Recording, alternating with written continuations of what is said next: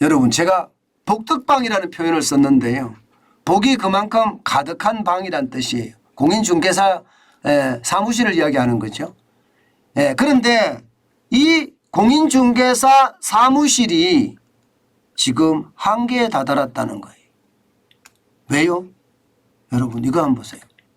한 달 새 공인중개사 폐업 증가율이 67%나 늘었습니다.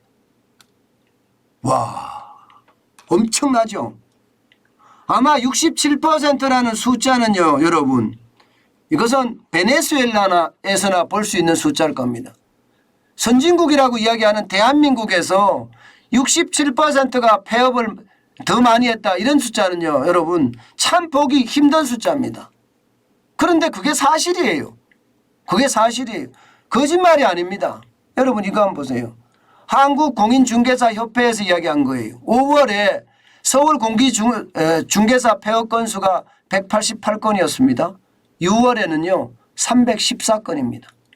67%나 늘었습니다. 장난 아니게 늘죠.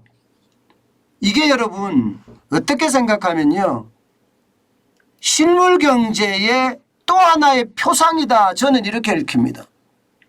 공인중개사분들이 오죽했으면 폐업했을까, 이렇게 말입니다.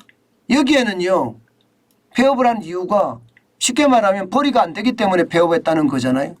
벌이가 안 될 수밖에 없는 상황이 지금 되고 있다는 뜻이잖아요. 그러면 공인중개사분들이 벌이가 안 돼서 폐업을 한다. 이것은 부동산 시장이 침체하고 있다는 뜻이에요. 부동산 시장이. 그것도 67%면 급속하게 침체하고 있다는 이야기입니다. 실제입니다, 여러분. 서울 아파트 매매 거래 지수를 보세요, 여러분. 2008년 11월에서 2008년 12월에 1.1을 기록한 적이 있습니다. 지금 2022년 7월에 0.9를 기록하고 있어요. 최악이잖아요, 최악. 심지어 말입니다. 시장에서 하는 이야기 그대로 빗대면요, 금융위기가 아니라 IMF 외환위기 때보다 어렵다, 이런 이야기합니다. 외환위기 때보다. 2020년 7월까지만 하더라도 44.1이었던 것이 떨어져서 2022년 1월에는 1.5%, 그리고 2022년 7월에는 0.9까지 지금 떨어졌으니 뭐 매매 거래 지수가 장난 아니잖아요. 진짜 많이 떨어졌죠. 이게 지금 현실이라는 거예요. 거래가 안 된다는 거 아니에요. 거래 건수도 보면 여러분 진짜 어마어마합니다. 여러분 보세요. 2022년에 서울 상반기 아파트 거래량을 보면 7,877가구예요. 7,877건. 그런데 2021년에는요 25,829건입니다. 그러면 몇 배인가요? 3배가 넘게 떨어졌죠. 그러면 3분의 1 토막 이상 났다는 이야기잖아요. 최악이 되고 있다는 이야기. 2020년에 비교하면 이것은 시장이 아닙니다. 아예 죽은 시장이에요. 2020년에는 43,508건이었잖아요. 그런데 2022년에는 7,877건이니 이게 뭐 시장이 아예 죽었다 이렇게까지 표현할 만큼 최악이잖아요. 실제 말입니다. 거래량도 이렇게 떨어지죠.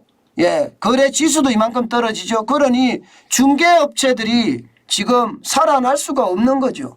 한 달에 한 건 거래하기도 힘들다고 이야기하니까요. 한 달에 한 건 거래하기도.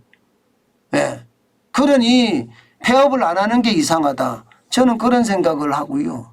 여기에서 또 하나, 이게 부동산 시장의 침체를 뜻한다, 위기를 뜻한다, 이런 이야기도 되지만 또 하나, 공인중개사분들이 이렇게 폐업을 한다는 것은요, 안 그래도 어려운 자영업자 지금 더 어려워진다는 이야기가 되는 겁니다. 바로 공인중개사가 자영업자잖아요. 그 자영업자들이 이렇게끔 폐업을 많이 한다는 건 결국 말입니다. 소상공인 자영업자들의 부채만 점점 더 늘린다는 거고요. 부채가 늘어나면 늘어날수록 가장 충격적인 부채 폭발이 가까워 오고 있다, 이런 얘기도 성립이 됩니다. 그만큼 말입니다. 지금 실물 경제의 상황은요 좋지 않다는 이야기예요. 여러분 시장은 늘 지켜봐야 되지만 지금 하나하나 지표들이 나오는 것을 보면 말입니다. 우리 경제가 얼마나 지금 어렵게 가고 있는지를 하나씩 보여주고 있죠. 제가 여러분들에게 하나의 어떤 지표를 보여드리면서 추세선을 계속 이어드려잖아요. 근데 그 추세선을 이어지는데 지금 틀리지가 않아요. 그만큼 말입니다. 실물 경제는 제가 이런 표현을 쓰겠습니다. 그냥 와르르 무너지고 있는 모양새다. 저는 그렇게 생각을 합니다. 저는 앞으로도 말입니다. 실물 경제가 굉장히 어려워질 수 있는 그런 상황이 될 가능성도 참 많다고 생각을 합니다. 여러분, 실물 경제가 무너지잖아요. 그러면 경기 침체는 당연한 거다. 저는 이렇게 읽고 있습니다.